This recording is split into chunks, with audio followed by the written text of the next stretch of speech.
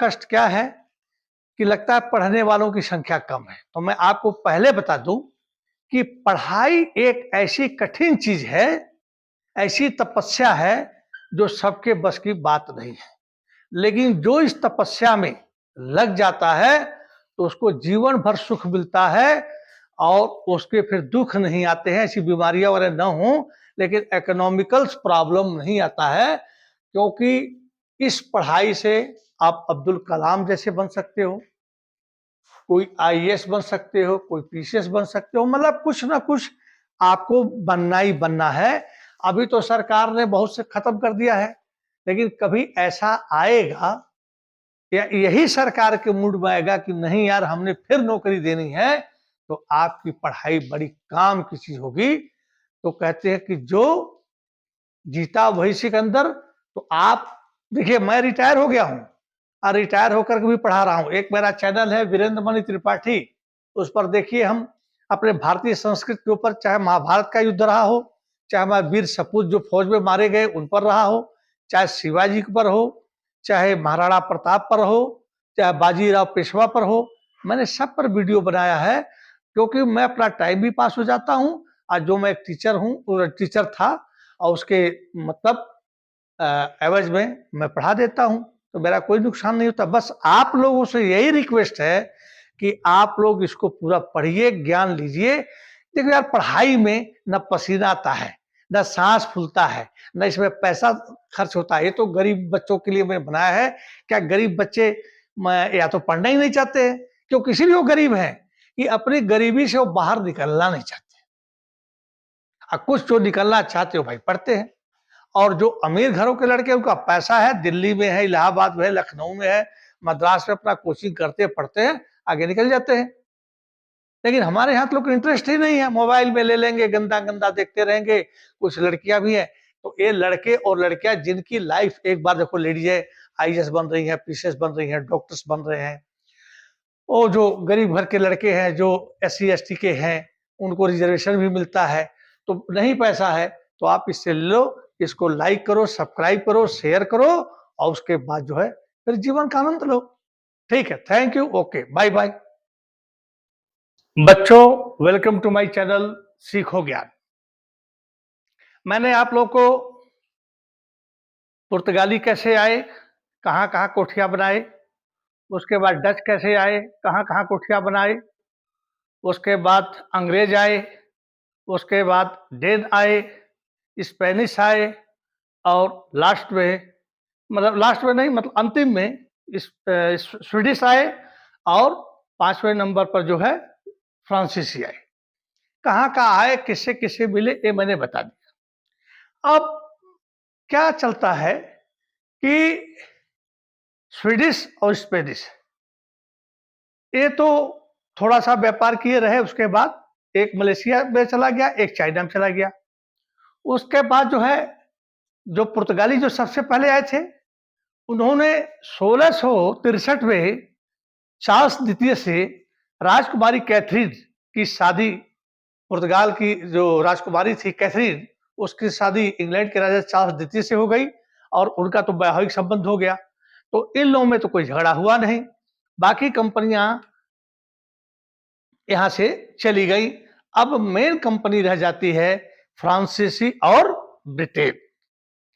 तो फ्रांसीसी और ब्रिटेन जब रह गए, तो अब जो है व्यापार के एकाधिकार के लिए कहीं ना कहीं कुछ गड़बड़ तो होना है, क्योंकि व्यापार धन एक ऐसा चीज है जिसके पीछे तो सारी दुनिया पागल हो रही है।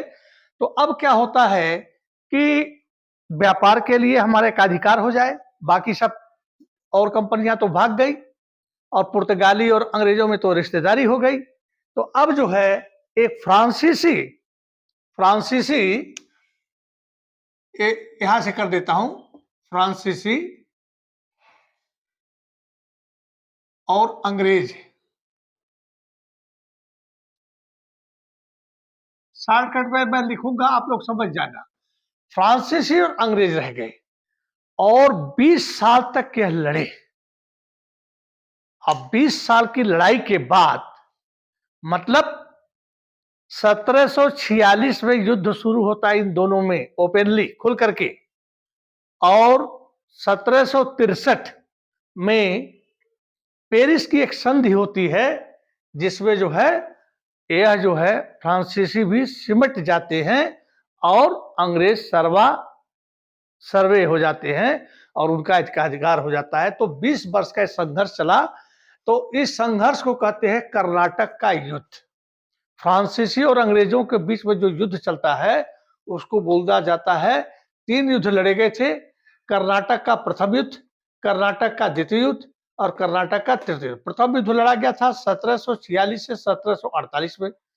ये हिंदुस्तान में क्या कोई झगड़ा नहीं था, ये यूरोप में मेरिया थेरेसा एक राजकुमारी थी ऑस्ट्रिया की। तो क्या था कि हर जगह आप तो जानते ही हैं कि पुत्र की जरूरत होती है, पुत्र ही राजा बनेगा, पुत्र ही वारिसदार बनेगा, सब कुछ होगा। लेकिन ऑस्ट्रिया के जो राजा थे उनके कोई पुत्र नहीं था, एक पुत्री थी मेरिया थ्रेसा। अब उसको वो मतलब बनाना चाहते थे। उस समय 1740 के करीब अमेरिका भी गुलाम था, अमेरिका में भी फ्रांस और ब्रिटेन का उपनिवेश था जैसे हमारे भारत में था। तो एक पार्टी जो है मेरिया थ्रेसा का पक्ष लेती थी फ्रांस, और इंग्लैंड जो है दूसरे का लेता था, जिससे हमको ज्यादा से ज्यादा लाभ हो सके। अपनी पार्टी का राजा रानी बनाना चाहते थे। तो ये जो युद्ध हुआ विदेश में उत्तराधिकार के लिए युद्ध हुआ। यहां मैं लिख देता हूं उत्तराधिकार।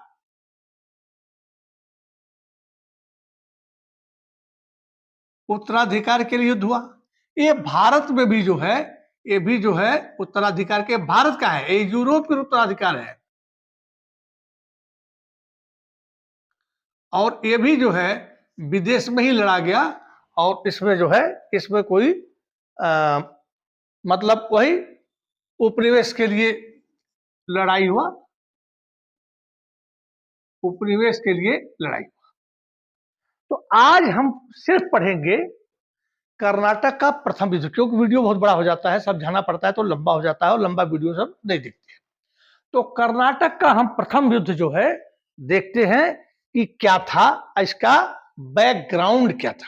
सबसे पहले हम कर्नाटक के प्रथम युद्ध के बारे में बात करते हैं। मैंने आप लोगों को एक वंशावली दिया था कि औरंगजेब के बाद कौन कौन जो है दिल्ली सल्तनत पर शासक बना, सुल्तान बना। तो 1707 में तो औरंगजेब मर गया था।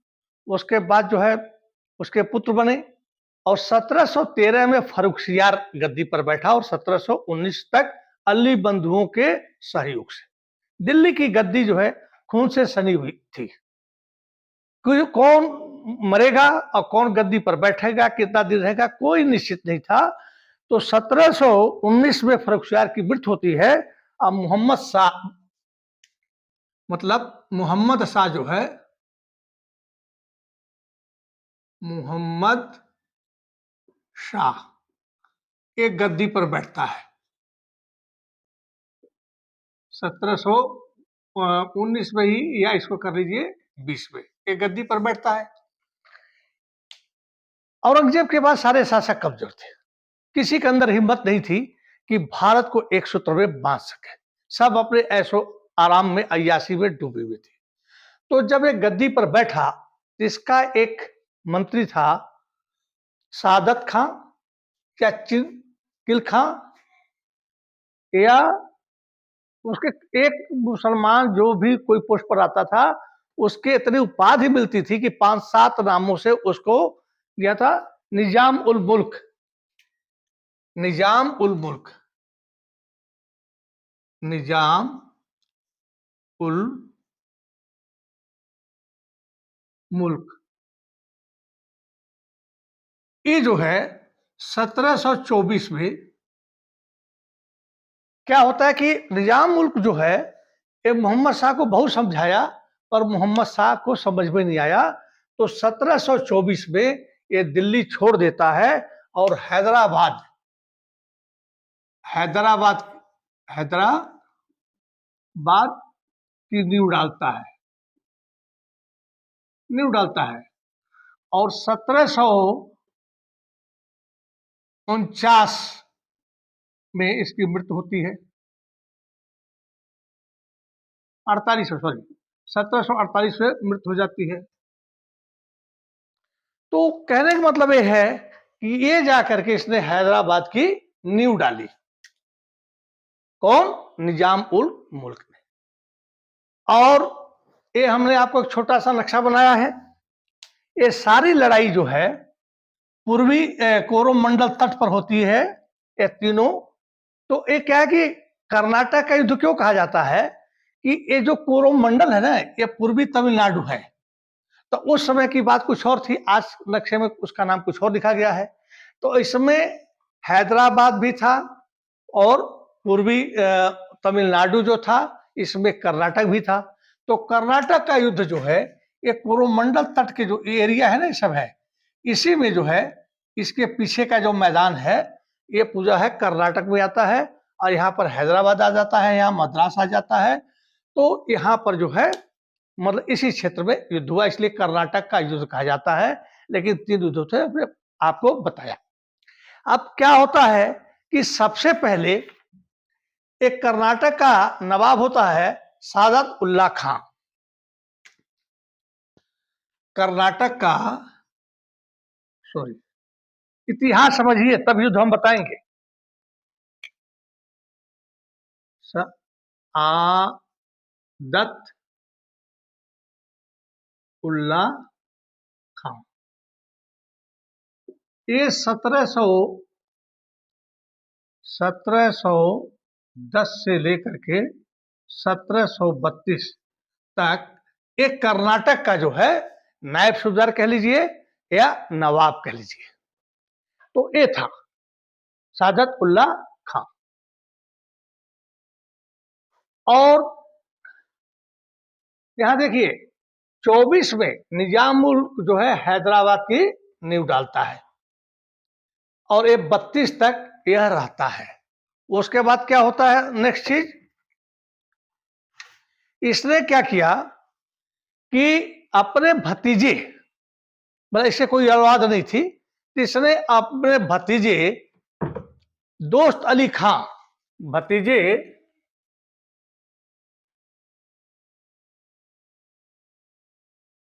भतीजे दोस्त अली खां, दोस्त अली खां, दोस्त अली खां को इसने अपना उत्तराधिकारी बना दिया है, मनोनीत कर दिया।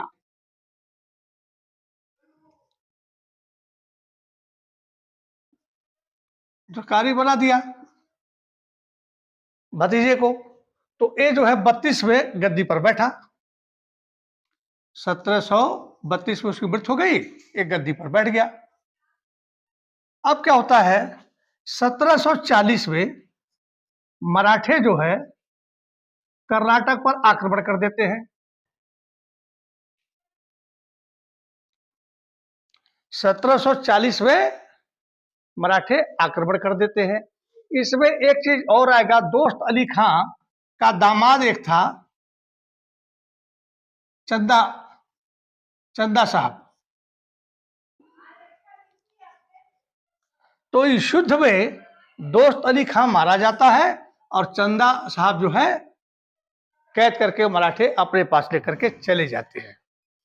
अब क्या होता है कि जब वहां गद्दी खाली हो गई तो हैदराबाद का जो निजाम मुल्क है उसने अपने नजदीक करीबी रिश्तेदार अनवरुद्दीन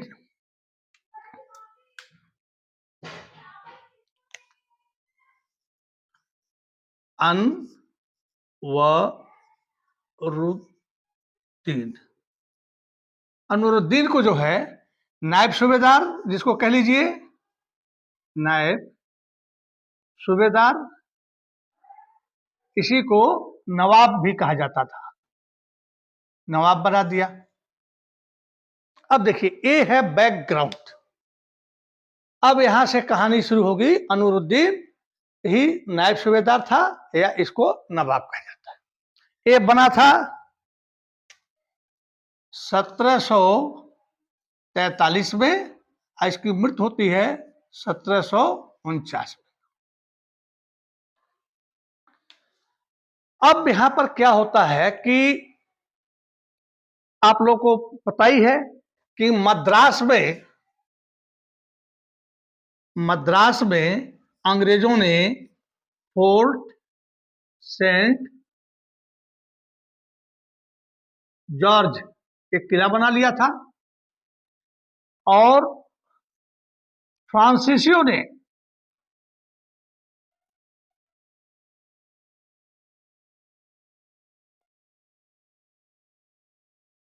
फ्रांसीसी फ्रांसीसी जो है कहाँ के थे?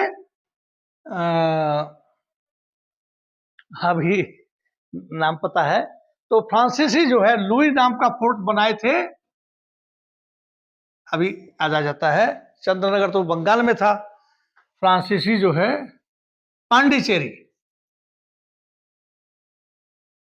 पांडिचेरी। तो मद्रास और पांडिचेरी की दूरी जो है बहुत ज्यादा नहीं थी, तो इनका जो है एक लुई फोर्ट था। उनका लुई फोर्ट के मतलब आदेश से सरकारी कंपनी आई थी और फोर्ट सेंट जॉर्ज जो है मद्रास में इनका था। तो फोर्ट सेंट जॉर्ज तो मैं देखा हूं, वहां पर रहा भी हूं। तो क्या हुआ कि ये हो गया। अब क्या होता है 1740 में, अब देखते जाइएगा। 1740 में ऑस्ट्रिया ऑस्ट्रिया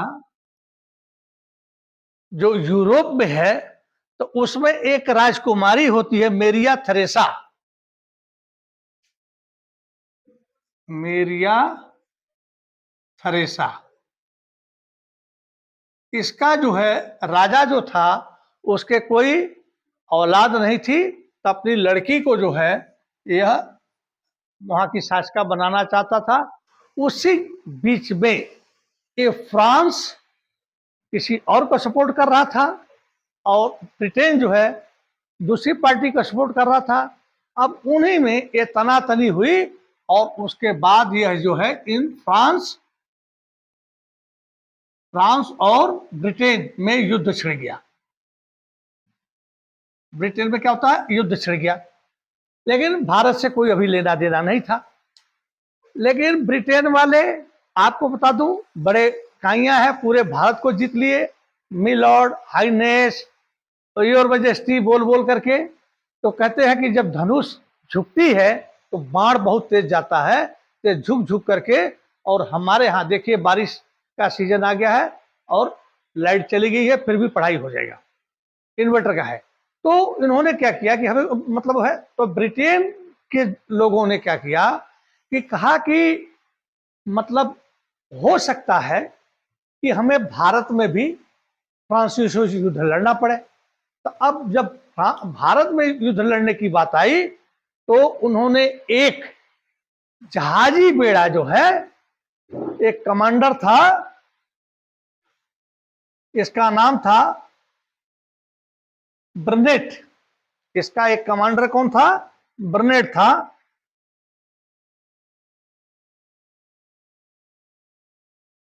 तो कहीं बर्नेट दिया, कहीं बारनेट दिया है। अब इसको मैं मिटा देता हूं जरा, इसको आप लोग नोट कर लीजिएगा। आप कहानी युद्ध पर चलते हैं।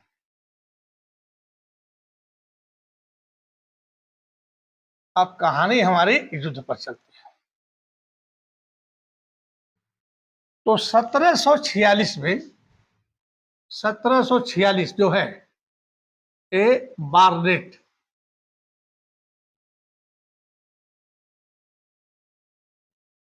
या कहीं इसका दिया है ब्रोनेट, एक जल बेड़ा लेकर के, नेवी लेकर के ये भारत के लिए चल देता है, क्योंकि युद्ध हो सकता है कि यहां पर हो जाए। अब जो है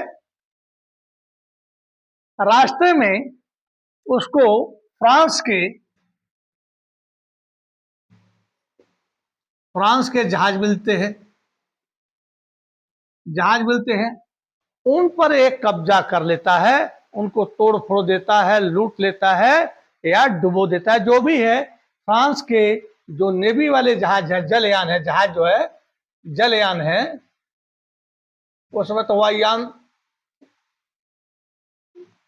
से तो थे नहीं। तो अब इस पर क्या है कि फ्रांस के जहाज को जो है वह कब्जा कर लेता है, डुबो देता है, लूट लेता है, जो भी है वो कर लेता है। अब आपको दो एक चीजें और बताता हूं, बड़े ध्यान से आप लोग सुनिएगा।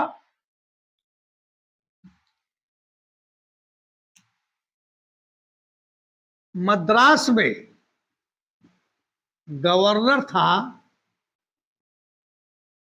Nicholas Mars. Nicholas Mars. और पांडिचेरी में ये अंग्रेजों का है, अंग्रेजों का है। और पांडिचेरी में डुप्ले था।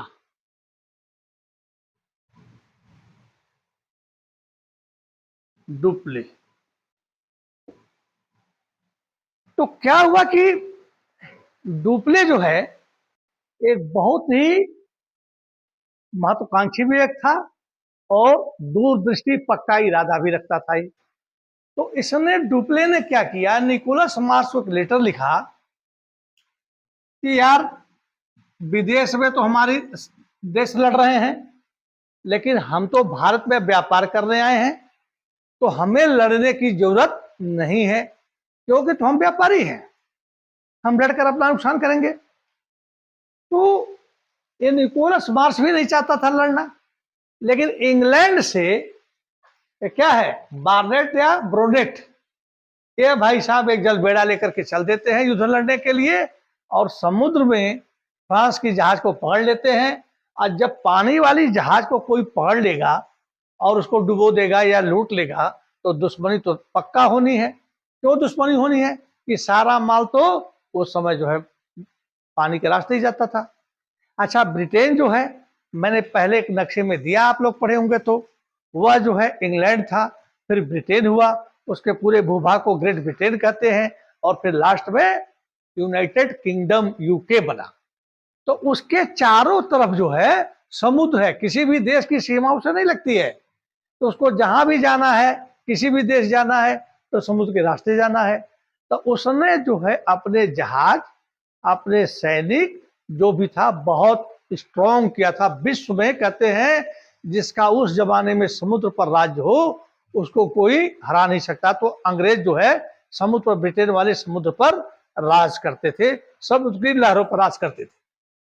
तो ये डुप्ले जो था ये जानता था कि ये जो अंग्रेज हैं, यदि इसने ऐसा काम किया है, हमारे जहाज को ले लिया है, और पहले तो समझा दिया था, फिर दोनों मान गए थे, लेकिन वहां से जहाज आ गई, उन्होंने वो कर लिया। तो डुप्ले मतलब जल युद्ध में नहीं जीत सकता था। तो जब इन्होंने क्या किया कि जहाज को पकड़ लिया, तब तो युद्ध शुरू हो गया। तो डुप्ले ने क्या किया, मॉरिशस, आप लोगों ने, मैंने पहले बताया था, मॉरिशस, मॉरिशस में भी इनका जो है एक कोठी थी। वहां के गवर्नर को यह पत्र लिखता है कि ऐसे ऐसे करके जो है हमारा जो है इन्होंने जहाज पकड़ लिया है, और तुम जो है नेवी लेकर के आओ। तो ला ब्रूनेट ये जो है अपना जो है नेवी लेकर के चल देता है, और आते ही जो है मद्रास को जल से और थल से घेर लिया जाता है, और युद्ध होता है, और इस पर जो है मद्रास पर कब्जा हो जाता है। मद्रास पर क्या हुआ, कब्जा हो गया। अच्छा, इससे पहले भी जब उसके जहाजों को पकड़ लेते हैं अंग्रेज, तो इस समय कर्नाटक का नवाब कौन होता है, अनवरुद्दीन। कर्नाटक जो है, कर्नाटक का नवाब जो है अनवरुद्दीन। फरुद्दीन के पास कहते हैं कि साहब ऐसा है कि इन्होंने हमारा जहाज पकड़ लिया है, और ऐसे हम युद्ध लड़ना नहीं चाहते, आप यहाँ के मालिक है, शासक है, और आपके क्षेत्र में शांति होनी चाहिए। तो हमारा इन्होंने जहाज पकड़ लिया है, हमारे जहाज दिलवा दीजिए और उसके बाद जो है यहाँ पर शांत कायम रखिए। अमरुद्दीन कहता कि हाँ भाई, बात तो ठीक है। तो उसने जो है पत्र लिखा अंग्रेजों को, पर अंग्रेज ये जानते थे कि अनवरुद्दीन के पास तो नेवी है नहीं, इसके पास तो आर्मी है, पैदल सेना है, घुड़सवार सेना है, हम तो जल में हैं, जल में बहुत दूर से रह करके वहां से तोप का गोला मारेंगे, गोला आकर जमीन पर यहाँ गिरेगा, तो ये हमारा कुछ बिगाड़ नहीं सकते। तो अंग्रेजों ने अनवरुद्दीन की कोई बात नहीं सुनी और उसके बाद जो है ये मद्रास पर जो है ला ब्रुटेन ने कब्जा कर लिया। उसके बाद क्या होता है कि अब जो है मतलब कब्जा कर घेरा डाल दिया। अब क्या होता है कि कर्नाटक जब इन्होंने कब्जा कर लिया तो अब अंग्रेज जो है रोते हुए अमरुद्दीन के पास जाते हैं। अंग्रेज जाते हैं और यहां पर जो ला ब्रुनेट था वह बहुत ही लालची था और इसने डुप्ले से कहा कि यार इनके ऊपर जो है हमने जीत लिया है और कुछ पैसा लेकर के मद्रास इनको हम दे देते हैं। लेकिन डुप्ले कहा कि नहीं, हम ऐसा नहीं करेंगे, हमने जीत लिया, इस पर कब्जा ही रखेंगे। तो ये जो है ला ब्रुनेट जो है नहीं मानता है, कहीं 40,000 पाउंड दिया है, कहीं 4 लाख पाउंड दिया। देखो भाई, किताबें अलग अलग है, 4 लाख ऐसे कहीं हमने सुना है, पढ़ा है, और 40,000 पाउंड लेकर के और ब्रुनेट जो है मतलब हट जाता है और अंग्रेज जो है फिर इस पर कब्जा कर लेते हैं। अब देखिए ये आगे पीछे चल रहा है। अब जो है फिर डुप्ले जो है क्या कहता है अनवरुद्दीन से कि साहब मदद कीजिए और हम मद्रास को जीत करके, क्योंकि हमारी बड़ी बेइज्जती हुई, हम हार गए हैं, फिर हमने एक बार कब्जा कर लिया था, तो जीत करके आपको सुपुर्द कर देंगे, तो मदद कीजिए। तो नवाब की सेना और फ्रांस की सेना फिर जो है अटैक करती है और मद्रास दुर्ग को, किले को जीत लिया जाता है। अनवरुद्दीन की सेना चले जाती है। अब इसने कहा था कि हम आपको दे देंगे, पर डुप्ले ने वह बात भूल गया। जब अनवरुद्दीन ने कहा तो आनाकानी करने लगा। अब देखिए कहानी कहां से कहां चलती है। कहते हैं लालच प्रलय लाती है, प्रलय का बाप है। तो अब जो है ये श्रीमान जी जो है अब अपना जो है, तो अब ये क्या करते हैं कि अपने पुत्र महफूज खां को, पुत्र को है अनवरुद्दीन जो है, देखिए अ लिख करके मैं छोड़ देता हूं, अनवरुद्दीन महफूज खान के नेतृत्व में एक विशाल सेना मद्रास पर कब्जा करने के लिए भेजते हैं। लेकिन जब आगे आप पढ़ेंगे तो फ्रांस की तोपें बड़ी शक्तिशाली होती थी और ये तो क्या थे, किले के अंदर सुरक्षित थे, गेट बंद हो गया था, किले के ऊपर तोपें चढ़ा दी और महफूज खान की सेना पर जो है भयंकर जो है गोलाबारी कर दी उन्होंने। अब इसकी सेना जो है तितर बितर हो गई और एक जगह है अडियार या इसको बोलते हैं सेंट थोमे। अडियार जो है एक नदी है और सेंट थोमे एक जगह है जहां पर डचों ने, मैंने आपको पढ़ा था कि सेंट थोमे पर कब्जा कर लिया था, नहीं इसी फ्रांसीसियों ने, सॉरी, और उसके बाद डच आए और यहां पर गोलकुंडा के नवाब से जो है मतलब बदलता एरिया घटता बदलता रहता है, कभी वो जीत लिया कभी, तो सेंट थोमे में इनकी सेना भाग करके यहां पर खड़ी हो गई। अब क्या होता है कि सेंट थोप में फिर युद्ध होने की जो है संभावना बढ़ जाती है और उसके बाद जो है अब यहां पर लड़ाई होने का जो है पूरा चांस तैयार हो जाता है और उसके बाद फ्रांसीसी सेना, इसको थोड़ा मिटा देते हैं। अब अडियार का ये युद्ध होता है।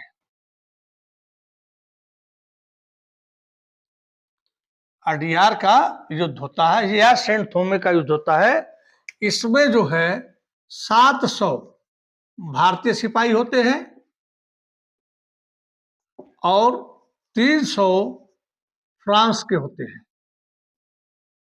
और इनके साथ क्या रहता है, फ्रांस वालों के साथ क्या है, तोप है। और इनके पास क्या है, घुड़सवार, सॉरी, तोप है। और फतेह खां के पास क्या है, अनिरुद्दीन का जो लड़का है, इसके पास 10,000 सैनिक है। 10 महफूज खान, सॉरी, महफूज खान के पास जो है 10,000 सैनिक है। अब इनमें युद्ध होता है तो भाई घुड़सवार सेना तलवार लिए, भाला लिए, धनुष लिए उतना दूर से दौड़ेगी और तोप आप कहाँ फिक्स है, एक गोला भरे और मारे दाएं से। तो यहाँ पर जो है मतलब इनकी हार हो जाती है, 10,000 की सेना हार जाती है और 700 और 300 मतलब टोटल 1,000 सेना जो है 10,000 पर जो है भारी हो जाती है। और ये अडियार और क्या बोलते हैं सेंट थोमे का युद्ध होता है। तो ये युद्ध जो है अभी अंग्रेजों से तो थोड़ा बहुत हुआ था और फिर नवाब अनूरुद्दीन की सेना और फ्रांसीसियों के होते हैं, जिसमें फ्रांसीसी विजय होते हैं, नवाब हार जाता है। और नवाब हार गया तो उसी तरफ तो अंग्रेज भी है, वो भी हार जाते हैं। लेकिन तब तक 1748 में एक्स ला शापेल की संधि हो जाती है यूरोप में। एक्स ला शापेल की संधि हो जाती है यूरोप में। और जब यूरोप में युद्ध बंद होता है तो हिंदुस्तान में भी युद्ध बंद हो जाता है। और उसकी शर्त है कि जो यूरोप में अंग्रेजों ने फ्रांसीसियों से अमेरिका के कुछ उपनिवेश छीन लिए थे, तो इंग्लैंड ने फ्रांसीसियों को लौटा दिए और भारत में जो मद्रास डुप्लेन ने जीता था उसको अंग्रेजों को दे दिया। इस हिसाब से युद्ध खत्म हो जाता है। यह प्रथम युद्ध है। फिर हम कल या परसों द्वितीय युद्ध बताएंगे, फिर तृतीय युद्ध बताएंगे। तो आप लोग सबसे बड़ा